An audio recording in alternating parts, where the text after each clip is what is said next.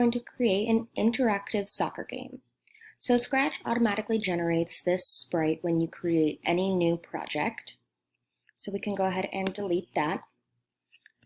Let's select a backdrop. We go down here, choose a backdrop. Let's go to sports.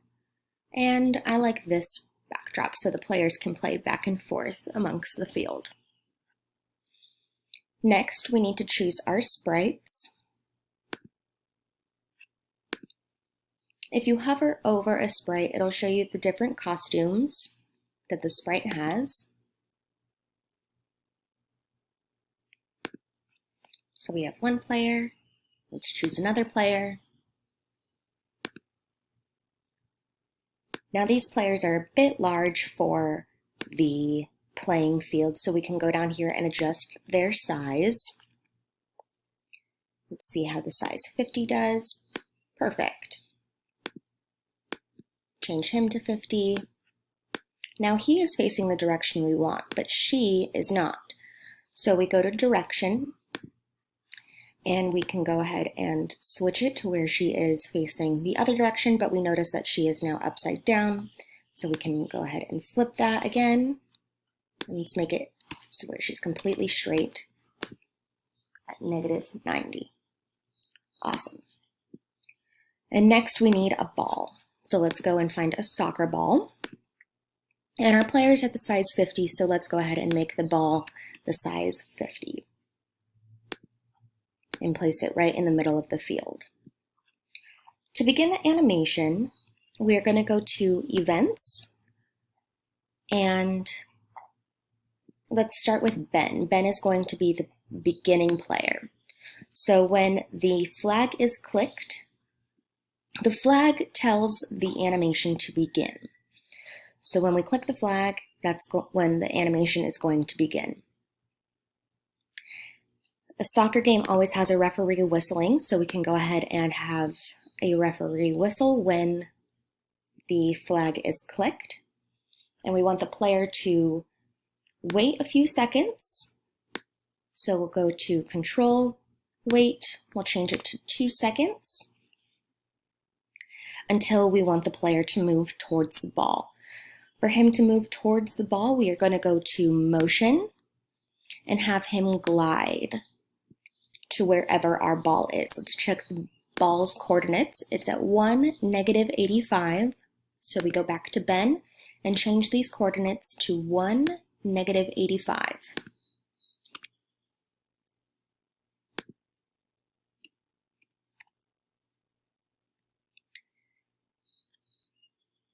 To make it fun, let's go ahead and switch his costume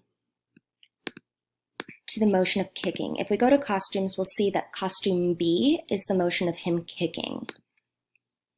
And we can also have him say goal, because he thinks that he is going to make a goal for 2 seconds. Now for the sprites to understand that the ball is moving towards them, we need it to broadcast. So we go to Events, Broadcast, that the ball is now going to be moving towards Jordan. So ball moves to Jordan.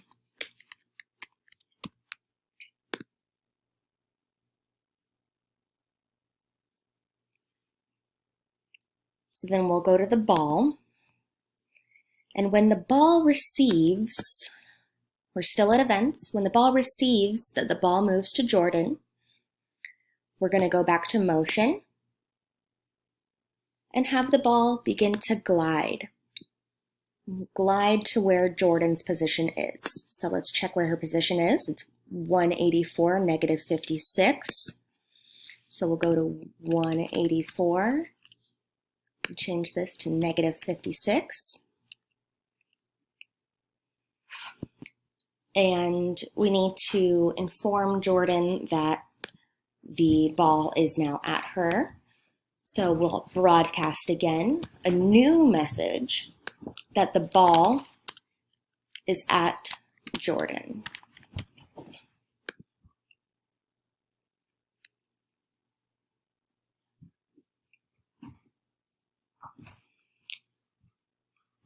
So then we'll go to Jordan, and when she receives that the ball is at Jordan, we can go ahead and switch her costume as well to her kicking motion. We'll go and check and make sure. Yep, B is her kicking motion. And we can make her say, nice try, since she is blocking the goal.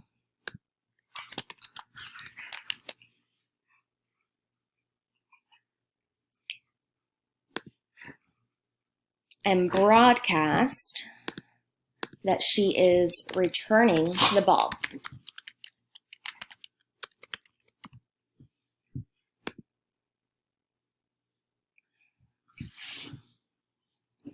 And let's make sure to go back to the ball, because now the ball is at Jordan. We want the ball to return back.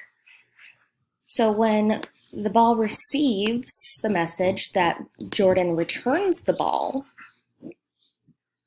then the ball will glide to the position that we want it over here. We can go ahead and move the ball over in this direction so we can see the X and Y coordinates of where the ball is going to be, and change it here on the coding. So it's going to be -229 and -67.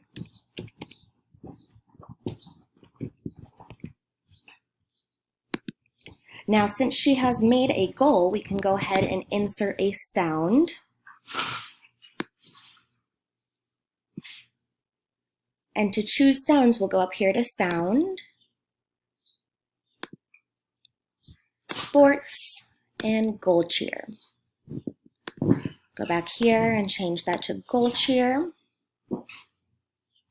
And let's return that back to where we want.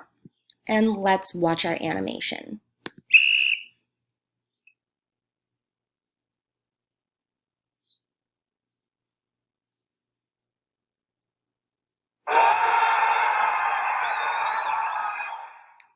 Perfect. The ball has made it to the goal and both players have played it. Thank you for watching my animation.